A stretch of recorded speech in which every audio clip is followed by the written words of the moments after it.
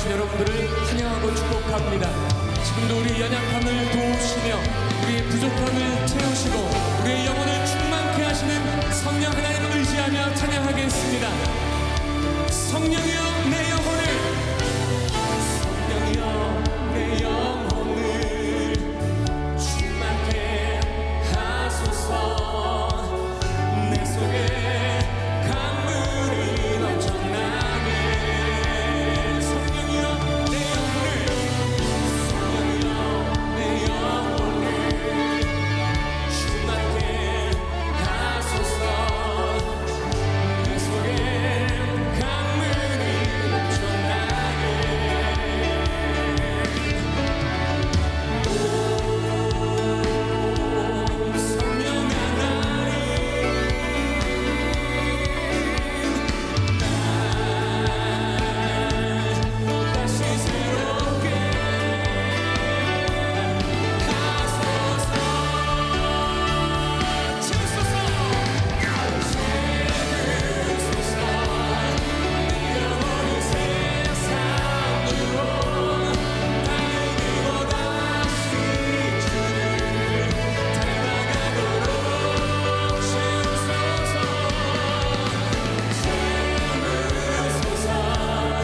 내 영혼을 세상으로 다니고 오직 주만 나타내도록.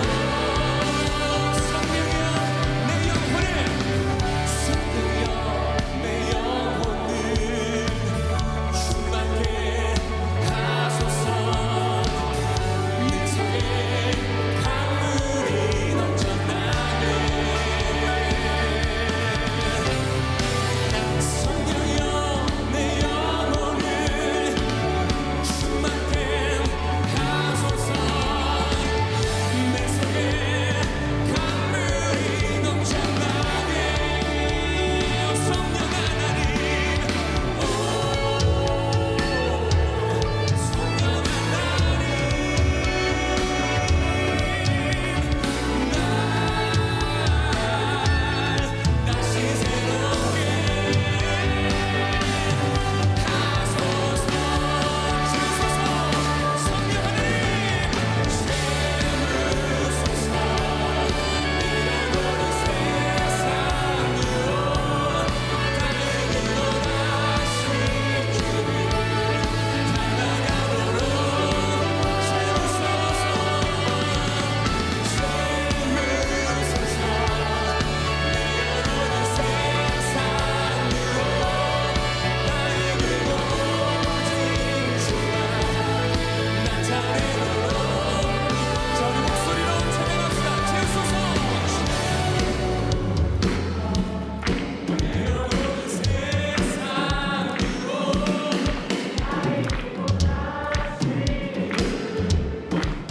닮아가도록 채우소서. 채우소서. 내 영혼을 세상으로 다니고 오직 주만 나타내도록. 다시 한번 채우소서. 채우소서. 내 영혼을 세상으로 다니고 다시 주를 닮아가도록 채우소서.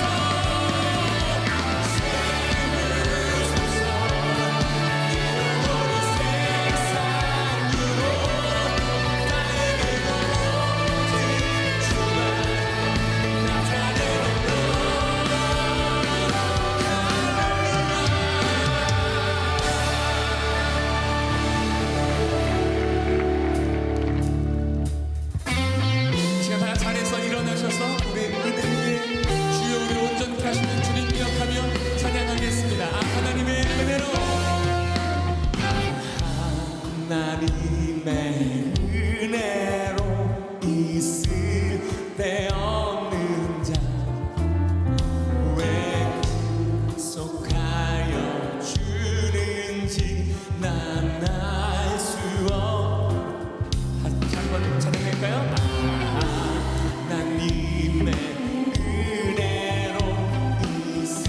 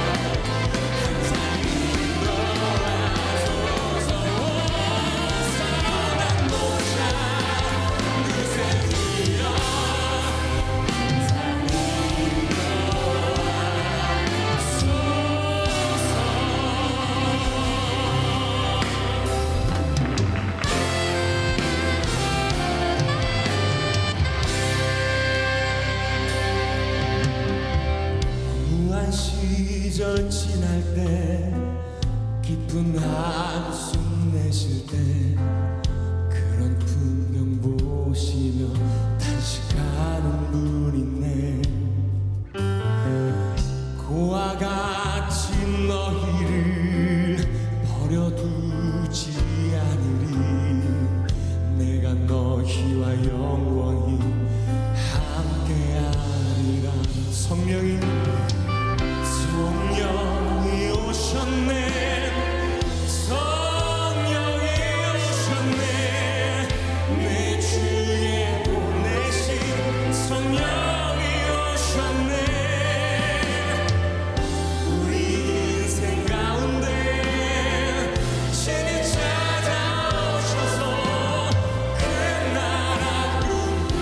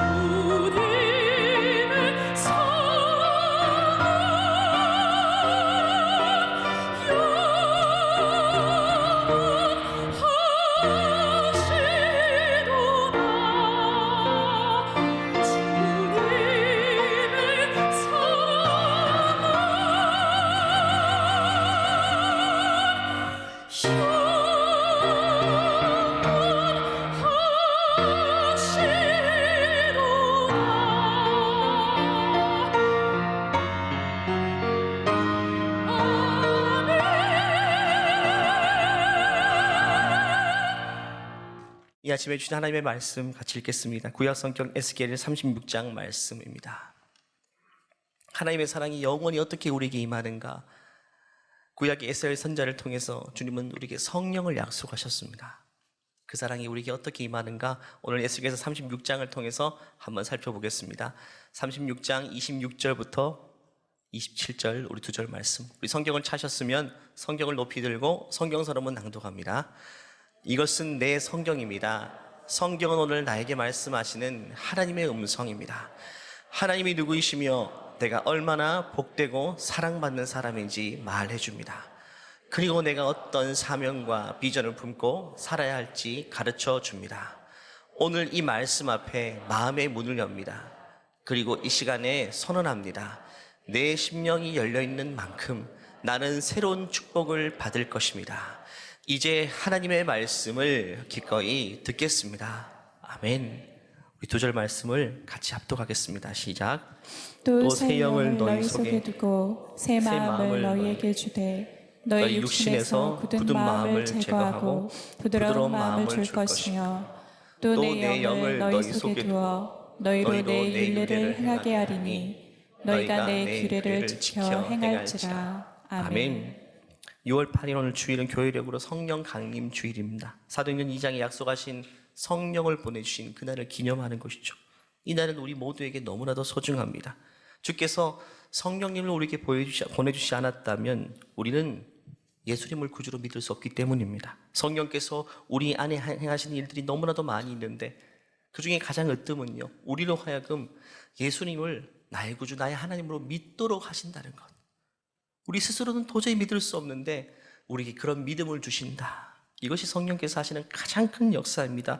고린도전서 12장 말씀 가운데에 그러므로 내가 너희에게 알리노니 하나님의 영으로 말하는 자는 누구든지 예수를 저주할 자라 하지 않고 또 성령으로 아니하고는 성령이 우리 안에 있지 않으면요 누구든지 예수를 주라 할 수 없다라고 이야기해요. 성령께서 우리 안에 오셔서 예수님을 주로 고백하게 하신다고 이야기합니다. 우리는 근본적으로 죄로 인해 타락한 존재이기 때문에 그 누구도 자기 이성으로 예수님을 믿을 수가 없습니다. 보이지 않는 하나님은 인간의 이성 영역 밖에 존재합니다. 하나님의 존재는 실험실이나 연구실에서 연구로 발견할 수 없는 것입니다. 사람이 공부를 많이 하고 밤낮으로 연구하고 저 산골짜기 가서 오랜 시간 수행한다 할지라도 예수님이 우리 하나님의 아들이시요 나를 위해 십자가에 다신 구세주라는 사실을 믿을 수 있는 결론까지는 이르지 못한다고 성경은 말합니다.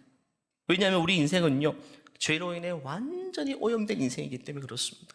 우리 인생은 완전히 가능성이 없습니다. 맹자는요 성선설을 주장했죠. 순자는 성악설을 주장했습니다. 성경에 비추어보면 이 말도 맞고 저 말도 맞고 또 이 말이 틀리기도 하고 저 말이 틀리기도 해요. 왜냐하면 우리는 원래 하나님의 형상으로 완벽하게 영원한 존재로 지음받았지만 죄로 인해 타락하여서 이제는 가능성이 완전히 없는 존재가 되어버렸기 때문입니다. 일부가 훼손된 것이 아니라 전적으로 훼손되어 버렸습니다. 새하얀 도화지같이 지음받았지만 새까만 먹지가 되어버린 것입니다. 그래서 신학적으로 이걸 전적 타락이라고 말합니다. 부분 타락이 아니라 전적으로 타락했다. 머리부터 발끝까지 인간의 모든 생각과 계획은 악할 뿐이라는 것입니다. 멀리서 볼 것도 없습니다. 지금 내 모습을 보면 정확하게 진단 나오지 않습니까? 우리 안에 성한 부분이 어디 있습니까? 전적 타락이란 말은 타락한 인간은 근본적으로 그 본성이 부패하며 죄로 인해 오염되었고 스스로는 그 어떤 영적인 선함도 있을 수 없다. 인간의 전 존재, 지성, 감정, 의지적인 모든 부분이 다 훼손되어 버렸다.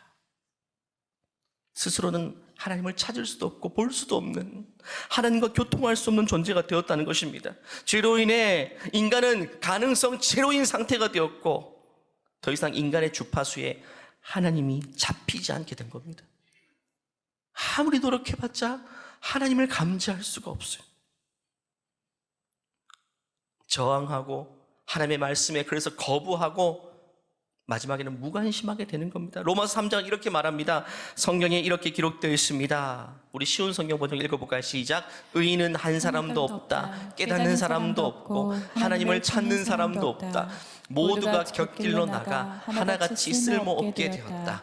선한 일을 행하는 사람은 단 한 사람도 없다. 의인은 하나도 없다라고 이야기합니다. 선한 일을 하는 사람도 없대요. 물론 착한 사람들 많죠. 여기 착함이 선함을 말하지 않습니다. 하나님만이 선이시기 때문에 주의 뜻대로 사는 사람이 아무도 없다. 이것이 원래 우리 모습이라고 이야기합니다. 가능성이 제로이며 그 어떤 희망도 품을 수 없는 지경. 그런데 여기서 반전이 찾아온 게 뭐냐면 우리 주님이 우리를 위해서 성령을 보내주신 겁니다. 그 성령은 우리 안에 내주하심으로 우리와 영원히 거하시면서 우리의 타락한 본성을 바꾸어 주시고, 타락한 본성이 여전히 우리 안에 존재하지만 그럼에도 불구하고 하나님의 뜻을 감지하고 주의 음성을 들으며 주의 뜻에 순응할 수 있는 그런 인생으로 우리를 새롭게 빚어 가신다는 것입니다. 고린도전서 2장 12절 말씀 보면 우리가 세상의 영을 받지 아니하고 오직 하나님으로부터 온 영을 받았으니, 성령을 말합니다. 이는 이 성령을 주신 이유가 뭐냐? 우리로 하여금 하나님께서 우리에게 은혜로 주신 것들을 알게 하려 하십니다. 하나님이 우리에게 은혜로 주신 것은 그의 아들 예수 그리스도입니다. 우리를 위해서 십자가에서 피 흘리시고 우리의 죄를 대속하신 그 은혜로 주신 예수 그리스도를 깨달아 알게 하기 위해서 하나님이 우리에게 성령을 보내주신 것입니다. 이 시간 우리 눈을 한번 감아볼까요? 그리고 가슴에 손을 얹고 저와 함께 이렇게 따라서 기도해 보기를 바랍니다. 성령님, 내 안에 오셔서 예수님을 주로 믿게 하신 것을 감사합니다. 내 안에 계신 성령님, 영원히 나를 다스려 주시고 나로 하나님이 기뻐하는 인생으로 날마다 빚어가 주시옵소서. 예수님의 이름으로 기도합니다. 아멘. 이 시간 우리 안에 오셔서 우리로 하여금 예수를 주로 믿게 하시고 날마다 우리를 새롭게 빚어가시는 성령님께 감사와 영광의 박수를 올려드리겠습니다. 우리 주님밖에 없습니다. 우리 주님밖에 없습니다. 지난 설교 때도 말씀을 드렸습니다. 성령께서 내 안에 내주하신다라고 이야기하는데, 여러분 그게 쉬운 일일까요? 여러분 정말 불가능한 일입니다. 우리는 본능적으로 더러운 존재이고, 특별히 내 겉사람보다 우리 속사람, 내 마음, 내 내면의 상태는 훨씬 더 지저분합니다. 성한 곳이 없어요. 우리는 본능적으로 더러운 걸 싫어하잖아요. 여행 가도 더러운 집은 거기서 자지 않으려고 하죠. 더러운 것은 본능적으로 손에 대려고도 하지 않습니다. 그런데 우리의 내면의 상태는요, 이 땅에 있는 그 어떤 것보다 더 부패하고 더러운 것입니다. 이레미야 선지자는요, 그의 17장 9절 말씀 보면 만물보다 거짓되고 심히 부패한 것은 다른 것이 아니라 뭐라고요? 마음이다. 예레미야 선지자는요, 깨끗했던 사람이에요. 그런데 그도 그렇게 고백하는 겁니다. 만물보다 거짓되고 부패한 것은 마음이다. 내 마음이다. 누가 능히 이를 알려마는, 이걸 어찌할까라고 이야기하는 것입니다. 여러분, 부패한 음식이 가득한 음식물 쓰레기통 쳐다보고 있기도 힘들죠. 냄새는 더 맡기 역겹습니다. 그 안에서 우리가 손을 집어넣어라, 아니 1초만 살아라, 절대 불가능한 겁니다. 여러분, 음식물 쓰레기 버리는 것 좋아하십니까? 저도 아내 한 번씩 집 밖을 나갈 때 아내가 여보, 나가는 김에 거기 문 앞에 있는 음식물 쓰레기 좀 살짝 던져주고 가줘. 그럼 뭐라고? 갔다 올게 하고 못 들은 척하고 그냥 가버립니다. 왜냐하면 그냥 아무리 손으로 잘 들어도 이 손끝에 조금은 묻잖아요.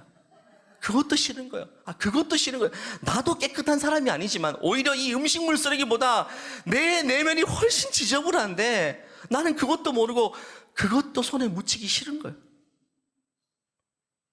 그런데요, 우리 성령님은요, 음식물 쓰레기보다 훨씬 부패하고 냄새나는 우리 내면, 내 속에서 거하신다니까요. 1박 2일 머무시다 가는 게 아니라 거하신다니까요. 옛부터 거하셨고 지금도 거하시고 약속하셨어요. 영원히 떠나지 않겠다고 말씀하셨습니다. 여러분, 사람은 사람 마음속에 거하지 못해요. 아무리 사랑하는 배우자도 절대 누군가의 마음속에 거하지는 못합니다. 그 마음을 조금이라도 열어 보인다면요, 여러분, 감당 못합니다. 아무도 그럴 수 없어요. 우리 모두 부패했기 때문에. 게다가 우리가 이 땅에서 얼마나 살았습니까? 저는 45년에서 50년을 넘어가 45년 이상 그만큼 오랫동안 부패한 마음의 상태인 것입니다. 냄새가 말도 못하게 그래서 진동하는 인생입니다. 근데 중요한 것은 그런 지저분한 내 내면에 성령이 찾아오시기 시작하면, 내 안에 거하서 역사하시기 시작하면 우리 내면에 변화가 찾아온다니까요. 더럽고 부패하고 지저분하고 그런 우리 내면이 성령이 찾아오면 질서가 잡히기 시작하고 정화가 되기 시작하고 오염물들이 제거되기 시작합니다. 여러분, 가정에 어머니들 계시죠? 어머니들은요, 마법의 손을 가졌잖아요. 손만 대이면 깨끗해지고 지저분한 것도 정리가 되고. 저희 집도 3명의 남자가 다 어지럽히고 1명의 여자가 다 정리하는 시스템이에요. 다 비슷할 겁니다. 정말 마법의 손입니다. 사람이 살 수 없는 것도 그 손만 닿으면 사람이 살 수 있는 것이 되죠. 우리 주님의 손이 그렇다는 거예요. 성령님께서도 우리 내면의 상태를 그렇게 바꾸어 가십니다. 성령께서는 우리 안에 거하시며 부패한 마음을 깨끗하게 하시며 주님이 거하실 만한 처소로 만들어 가십니다. 우리는 성소라고 했습니다. 왜? 하나님이 우리 안에 거하시니까 깨끗한 처소로 바꾸어 가시는 것입니다. 날마다 그 일을 우리 안에서 행하고 계신다는 거예요. 그래서 오늘 본문 말씀은 그 이야기를 하는 겁니다. 에스겔 선지자가 계시를 받아서 예언합니다. 장차 성령께서 이 땅에 오실 텐데 그분은 너희 속에서 이런 일들을 할 것이라고 말합니다. 다시 한번 읽어보겠습니다. 시작. 또 새 영을 너희 속에 두고 새 마음을 너희에게 주되 너희 육신에서 굳은 마음을 제거하고 부드러운 마음을 줄 것이며 또 내 영을 너희 속에 두어 너희로 내 율례를 행하게 하리니 너희가 내 규례를 지켜 행할지라. 성령님을 내 속에 두겠다고 분명히 말씀하셨어요. 하나님이 여기신 성령. 26절 보니까 육신에서 굳은 마음이 뭡니까? 딱딱한 마음, 완고한 마음, 고집스러운 마음들을 제거하시고 부드러운 마음이 되게 하시오. 이제 주님의 뜻에 순응할 만한, 쓸만한 그런 마음의 상태로 바꾸어 가시는 것이, 묵은 땅을 갈아엎어서 열매가 맺을 만한 그런 좋은 옥토와 같이 바꾸어 가시는 사역을 성령께서 우리 안에 거하시면서 합니다. 우리 안에서 말입니다. 저는 이 원리를 설명하기 위해서 한 가지 예화를 들기를 원합니다. 저 몽골 초원에서 말을 달리는 몽골인들, 그리고 그가 타고 있는 그 말들에 비유하고 싶습니다. 역사상 가장 광활한 영토를 정복한 민족 중 하나가 몽골족이죠. 징기스칸은요, 가장 빠른 시간에 유라시아 전역을 점령했어요. 전 세계 정토의 4분의 1 정도라 하니까 엄청난 거죠. 몽골군의 가장 큰 무기는 다름 아닌 기동성 말이었습니다. 말이 주무기였습니다. 병력은 15만 명 정도밖에 되지 않았지만 전 세계를 호령했죠. 그 비결은 말에 있었습니다. 힘있는 말은 전투와 사냥에 쓰고 늙은 말은 잡아서 육포로 만들어서 그 한 마리를 잡으면 100일 동안 먹을 수 있다고 합니다. 그러니까 달리고 먹고 달리고 먹으면서 전 세계를 호령하며 점령했던 것입니다. 기동력이 얼마나 빠른지 모릅니다. 과거 서양의 말들은요, 다리도 길고 털에 윤기가 나고, 나폴레옹 그림 아시죠? 자크 루이 다비드가 그린, 우리가 늘 한 번씩 봤던 나폴레옹 그림. 이 말의 비율은 완벽한 비율입니다.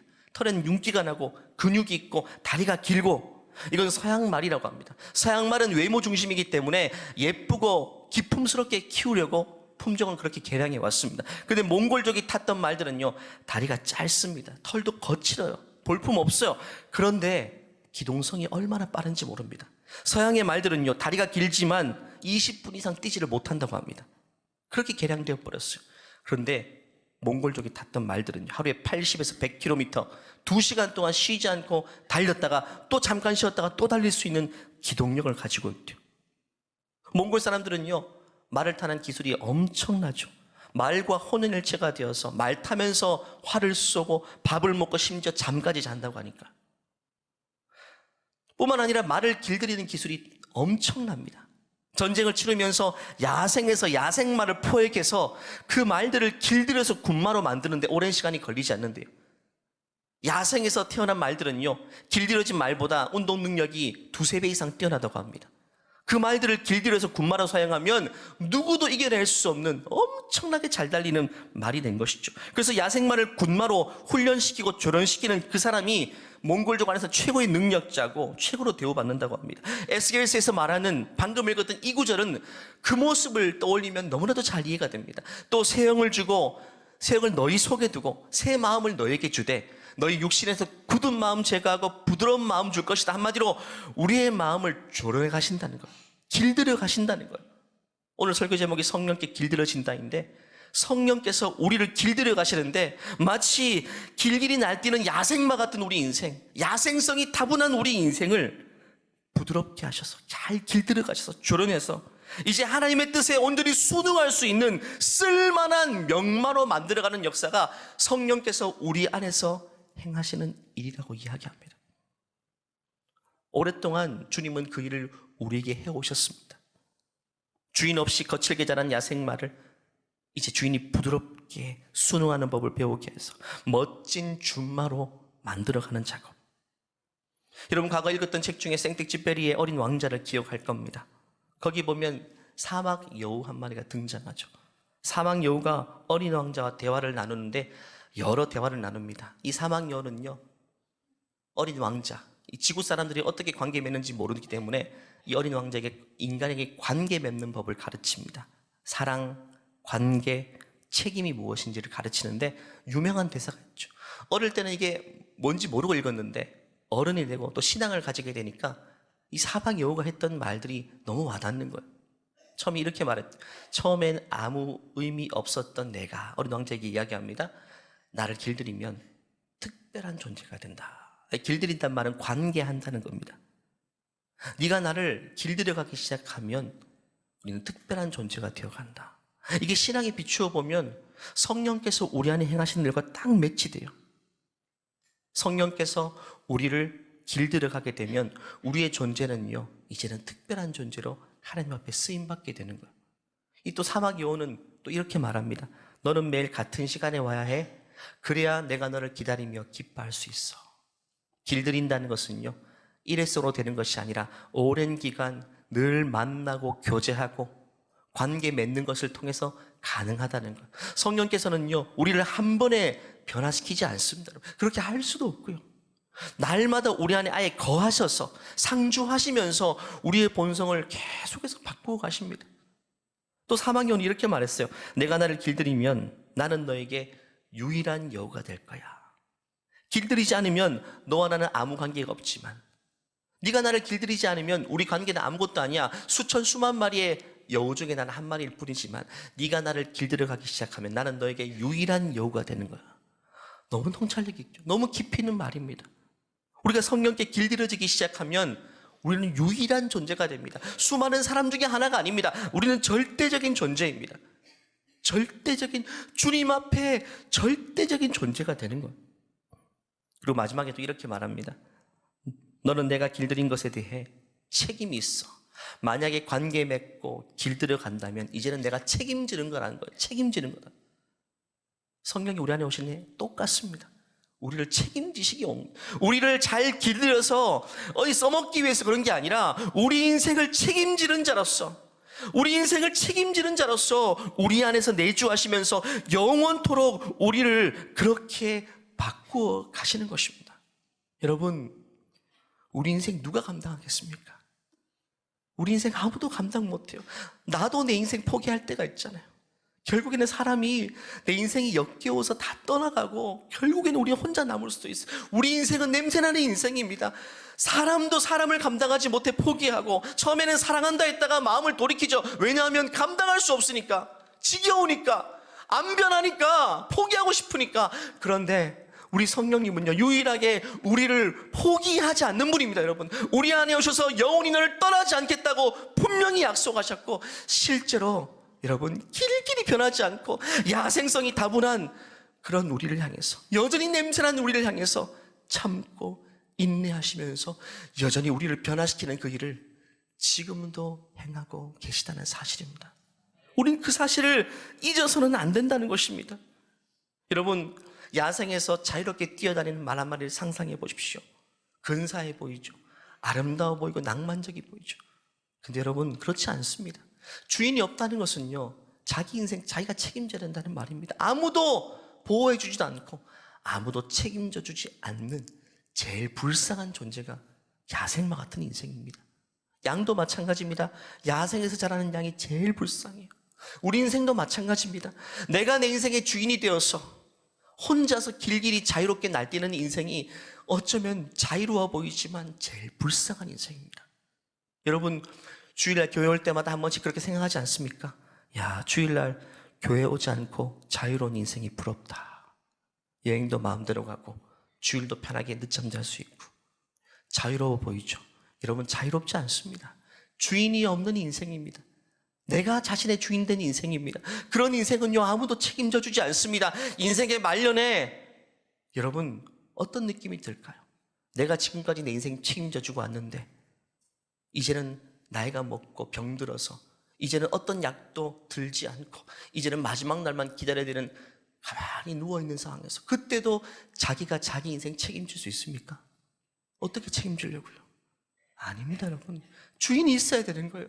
주인만이 책임져 줄 수 있는 겁니다. 우리는 주인이 있는 인생입니다. 주님께 길들여가는 인생이고 주님이 책임져 주시는 인생인 것입니다. 그것이 때로는 속박처럼 느껴지고 자유가 없는 것처럼 느껴지지만 그 구속은요, 너무나도 아름다운 구속이 되는 것입니다. 주님은 우리를 책임져 주십니다. 끝날까지 책임져 주시고 영원토록 책임져 주신다고 말씀하셨습니다. 그분의 구속에 감사함을 느끼시고 자유로움을 누리시고 그 주님을 사랑을 그 구속을 통해 느끼시는 우리 모두가 되기를 간절히 축원합니다. 여러분, 아무리 힘센 장사도요, 절대로 자기가 자기를 들 수 없습니다. 인간이 얼마나 나약합니까? 힘 있는 장수도요, 그 힘 거기서 거기입니다. 그렇게 30대에 전 세계를 호령했던 알렉산더도 모기 한 마리 때문에 죽었어요. 말라리아 때문에. 인간이 얼마나 나약한 존재인지 모릅니다. 언젠가는 힘을 뽐내는 것처럼 보여도 결국에는 자기 인생 책임질 수 있는 사람이 아무도 없습니다. 우리는 절대로 스스로 책임져서도 안 되고 책임질 수도 없습니다. 그렇기 때문에 우리는 하나님의 구속에 감사해야 됩니다. 야생마와 길들여진 준마의 차이점이 있죠. 첫 번째는 주인이 있고 없고의 차이고, 두 번째는요, 사명이 있고 없고의 차이입니다. 주인이 없는 말들은요, 사명이라는 걸 없습니다. 하루하루 생존이 목적이죠. 하루하루 사는 것, 가고 싶은 데 가는 것, 그게 그냥 인생인 것입니다. 하지만 주인이 생긴 말은요, 사명이 생기게 됩니다. 사명을 함께 부여받게 됩니다. 생각해 보십시오. 징기스칸을 태우고 전 세계를 호령했던 멋있는 준마를 상상해 보십시오. 징기스칸은 평생 잘 길들여지는 자기 홍사마를 탔다고 합니다. 붉은 빛이 감도는 말이었대요.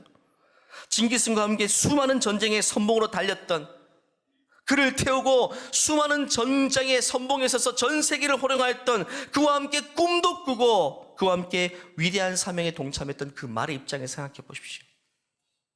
나는 자유롭게 가고 싶은 데는 못 가지만, 하지만 나는 주인과 함께 꿈꾸는 인생이 되었고 주인의 사명에 동참하고 쓰임받는 인생이 되었다는 것이 얼마나 영광스러울까요? 징기스칸의 말은요, 들에서 주인 없이 뛰어다니는 말과는 차원이 다른 인생이었던 것입니다. 그래서 그 말은 주인과 함께 결국에는 모든 영광을 함께 누리게 됩니다. 몽골 울란바토르 가면 이런 말상이 있습니다. 엄청 커요. 40m. 스테인리스로 만들었으니까 찬란한 은빛을 자랑하고 있는데, 가보신 분도 있을 겁니다. 저는 아직 못 가봤는데요. 몽골 갈 일 있으면 꼭 가보십시오. 이 동상을 보면요, 주인공이 누구처럼 보입니까? 징기스칸이 아니에요. 말이 주인공입니다. 말이 훨씬 웅장하고 훨씬 돋보이게 제작되었습니다.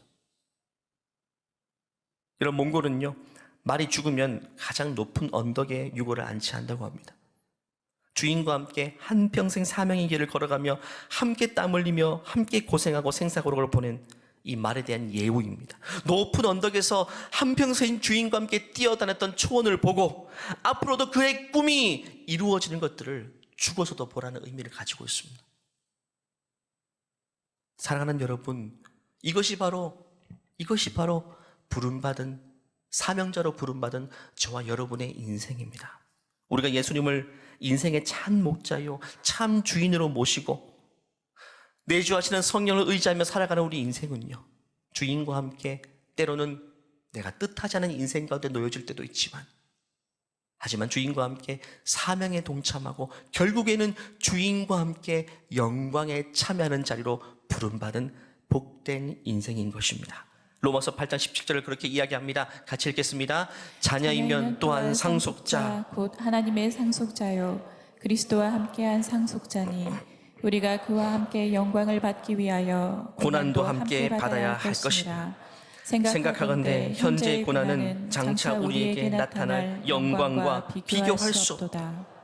그와 함께 영광 받기 위해서 그와 함께 땀 흘리는 그런 현장이 있어야 된다라고 이야기합니다. 여러분, 주님께 구속받는 게 행복하십니까? 아니면 주님의 구속이 없는 자유로운 영혼이 부러워 보입니까? 여러분 생각해 보십시오. 예수님 믿지 않은 인생은요, 인생의 사명이 뭘까요? 아무리 멋있게 포장해도 잘 먹고 잘 사는 겁니다. 아무리 화려하게 포장해도 근사한 것처럼 보여도 그의 꿈은 결국에는 안정적으로 사는 겁니다. 그 이상도 그 이하도 아닙니다. 하지만 부름받은 우리의 사명은 무엇입니까? 마태복음 28장인 것처럼 전 세계를 호령하며 땅끝까지 이르러 예수님의 증인으로 살아서 세례를 주고 성경을 가르치고 변화받게 하는 이 지상명령에 우리는 동원된 진짜 사명에 눈을 뜬 쓰임받는 인생으로 부름받았다는 사실을 우리는 한치도 잊어서는 안 되는 것입니다. 그래서 우리는 올여름에 많은 분들이 휴가를 희생하고 여름 비전 트립 해외로 떠나고 또 피 한 방울 섞이지 않은 그 러시아 언어를 쓰는 그 이주민들을 위해서 이주민 교회 방문해서 아울리치로 섬기고 그렇게 하는 이유가 뭡니까? 우리의 사명을 그제서야 발견했기 때문이 아니겠습니까? 말씀을 마무리합니다. 우리 안에 계신 성령께서는요, 야생마와 같이 주인의 손길을 거부하고 스스로 무언가 하겠다고 길들이 날뛰는 우리의 마음에 찾아오셔서 우리의 마음을 부드럽게 하시고 이제는 하나님께 주인에게 순종할 수 있는 그런 사람으로 조금씩 빚어가십니다. 하지만 우리에게는 여전히 야생성이 있습니다. 이건 어쩔 수 없어요. 우리는 육체를 입고 있기 때문에 타락한 육체는 지금도 야생성이 있어서 어디로 뛸지 아무도 예측할 수 없습니다. 저도 지난간 설교를 준비하는 월화수도 너무 예민한 거예요. 왜 이렇게 예민하지? 부정적인 생각이 너무 많이 드는 거예요. 하나님 도와주세요. 성령님 도와주세요. 운전대를 붙잡으면서 도와주세요. 주님이 내 마음을 좀 안정시켜 주는 것 같아요. 근데 아직 해결되지 않았어요. 설교 준비하기 위해서 카페에 앉았습니다. 커피를 주면서 마셨어요. 커피가 너무 맛이 없는 거예요. 그래서 또 화가 나더라고요. 나 왜 이렇게 예민하지? 그냥 커피인데, 커피는 커피인데 왜 취향 노릇하지? 왜 이렇게 나 예민하지? 또 한참 앉아서 성령님, 지금 내 마음이 어디로 뛸지 모릅니다. 나를 좀 다스려 주세요. 그러니까 그 순간 마치 주인이 말에 고삐를 싹 당겨주는 것처럼 성령께서 내 마음을 쫙 붙잡아 주시는 느낌이에요. 여러분, 말에 고삐를 당기면요, 길길이 날뛰던 말도요, 한순간 잠잠해집니다. 그리고 무릎을 꿇고 주인이 탈 수 있도록 등을 내어드리는 그런 존재가 되는 거예요. 성령님께 순간순간 의지할 때 주님이 그때마다 고삐를 당겨주세요. 어제도 사랑의 순례 진짜 은혜로 왔습니다. 은혜를 듬뿍 받고 집에 가는데 여러분, 몸이 피곤하니까 또 예민해지는 거예요. 계속 아내에게 제가 짜증을 내면서 가는데 그런 제 모습이 싫은데 이게 멈출 수가 없는 거예요. 중간에 스타벅스에 있어서 또 설교 준비하다 갔는데 또 커피 시켰는데 그게 또 마음에 안 드는 거예요. 또 막 내뱉었어요. 설교 준비하면서. 이게 통제가 안 되는 거예요. 저 완전 미친 것 같았어요, 진짜. 완전 미친 사람 같았어요. 안 돼요, 안 돼. 집에 도착해서 집에 올라가는데 커피를 들고 정장을 함께 들었는데 거기서 이제 폭발하는 사건이 등장했어요. 커피가 정장에 줄 흘러버렸어요. 이게 또 폭발해버렸어요. 어떻게 될지 모르겠어요. 그때 또 한참 커피한테 막 화를 내고 있더라고요. 근데 우리 애가 3일 동안 아빠를 못 봤으니까 소파 저 뒤에 숨어 있었어요. 짠 나타나면 아빠가 안아줄 늘 그런 그림이거든요. 근데 그 순간에 제가 완전히 이성 잃었던 것 같아요. 몸이 피곤하고 은혜는 한없이 받았지만 몸이 피곤하고 이런 사건들이 나타나니까 막 짜증을 쏟아내고 있는데 우리 애가 나왔지만 웃어주지를 못했어요. 그때 아내가 저한테 이 한마디를 따겠어요. 여보, 화 좀 그만 내. 그 말이 주님이 나에게 또 고삐를 당겨주시는 그런 사인이 되었어요. 그때 저 확 무너지더라고요. 아내가 양보를 가지고 세탁소에 일이 찾아고 세 군데를 갔는데 문 열지 않았어요. 가는데 제 자신이 너무 비참하더라고요. 와, 나는 진짜 안 되는구나. 진짜 나는 가능성이 완전 제로구나. 나는 진짜 나 같으면 내 안에 못 있을 것 같아요. 성령님, 내가 성령이라면 얘는 포기해버리고 싶어요. 아무리 해도 안 되는 거예요. 또 원상태잖아요. 요 작은 거 하나 참지 못하고 예민해가지고 말을 쏟아놓는 나 자신도 내가 너무 싫은데 성령님은 그런 나를 떠나지 않고 영원히 떠나지 않다고 말씀하셨어요. 또 길들여 가셔가지고 안 되는 나를 이끌어 가시고 사용하시고 써주시고, 근데 또 원상태예요. 여러분, 우리는 성령님께 순간마다 의지하지 않으면 안 돼요. 주님이 나를 날마다 잡아주시지 않으면 여러분 안 되는 겁니다. 너무 마음이 아픈 게요, 제 자녀 입장에서 생각해보면 아빠가 2박 3일 동안 사랑의 순례라는 은혜로운 집회에 갔다 왔는데 막 충만한 모습이어야 되는데 보통 때보다 더 다운된 상태로 짜증난 상태를 보이고 애교도 받아주지 않고 그런 모습 보면 우리 자녀 입장에서는 교회에 대해서, 신앙에 대해서, 은혜에 대해서 도대체 어떤 이미지가 생길까? 여러분, 이런 것들이 우리 삶에 사실 한두 가지가 아닌 겁니다. 우리가 신앙생활을 한다고 하면서 예수님을 따른다고 하면서 여러분 순간마다 성령의 다스림 받지 않으면, 고삐를 주님이 잡아주시지 않으면 우리는요 내 본성대로, 내 생각대로 말이 튀어나오고 행동이 튀어나오고 눈빛이 튀어나오고 우리는 도저히 쓸 수 없는 인생이 되는 것이죠. 이번 한 주간에 여러분 삶 속에서도요, 내가 너무 예민하고 내가 지금 다스려지지 않는다면 성령님, 내 고삐를 다시 한번 붙잡아 주세요라고 간절히 기도해요. 그러고 사람을 만나야 되고 그러고 말을 해야 됩니다. 그렇지 않으면 우리에게 어떤 말이 나올지, 어떤 행동이 나올지, 그 모든 것들은 우리 쓴뿌리 속에 나온 것이기 때문에 여러분 사람들에게 상처가 되고 아픔이 되고, 특별히 여러분 어려운 사람에게는요 한번 거슬러서 나오죠. 하지만 편한 사람한테는요 그냥 나와요. 그냥 가족들에게는. 그것이 얼마나 누군가를 아프게 하는 모습인지 모릅니다. 이번 한 주간도 여러분 성령께서 우리를 길들여 가실 것입니다. 길들여 가실 거예요. 그때마다 순응하시고 우리가 먼저 하나님 나 다스려 주세요. 순간마다, 매 순간마다 나를 다스려 주시옵소서. 그 성령님께 여러분의 자신을 맡길 수 있는 우리 모두가 되기를 주님으로 간절히 축원합니다. 이 시간 다 같이 나셔서 우리가 주님께 간절히 기도했으면 좋겠습니다. 이 시간 주께서, 성령께서 내 안에 계셔서 부패하고 세상 냄새가 진동하는 내 마음 하나님 다시금 깨끗하고 정결하게 만들어가 주시옵소서.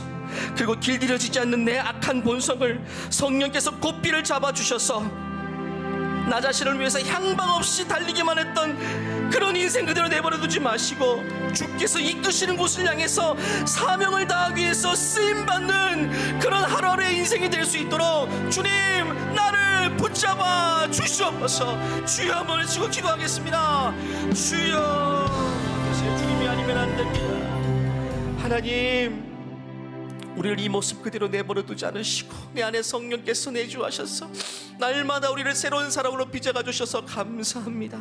순간마다 우리를 다스려 주세요.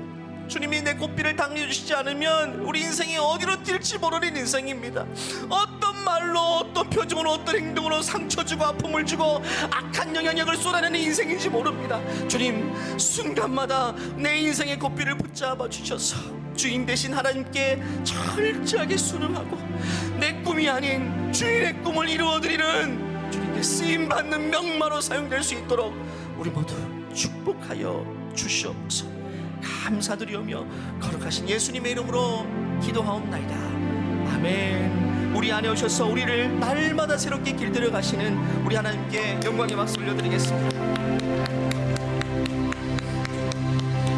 이 시간 성령이 오셨습니다. 성령이 오셨습니다. 우리 힘차게 찬양하고 예배를 마치도록 하겠습니다. 성령이 오셨네. 성령이 오셨네.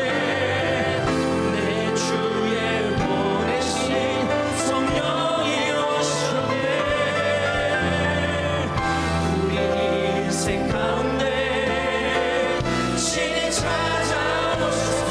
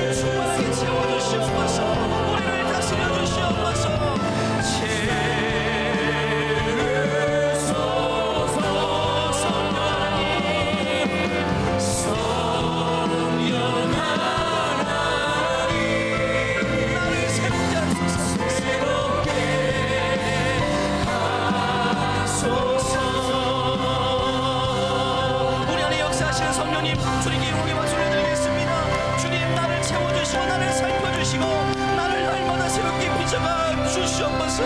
아버지, 이제는 우리 주 예수 그리스도의 은혜와 하나님의 무한하신 사랑과 우리 안에 내주하셔서 상하고 부패하는 우리 마음 가운데 내주하셔서 우리를 날마다 새롭게 빚어가시는 그 성령님의 교통하심이 이제는 매 순간 성령님께 의지하여 내 인생의 꽃비를 붙잡아 주셔서라는 소원을 가지고 살아가기를 소원하는 모든 주님의 존귀한 백성 위에 이제로부터 영원토록 함께 하시기를 간절히 축원하옵나이다.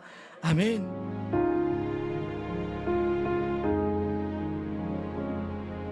지금은 선교 헌금 시간입니다. 이 예배를 통해 삶 가운데 은혜와 회복이 충만하시길 간절히 기도합니다.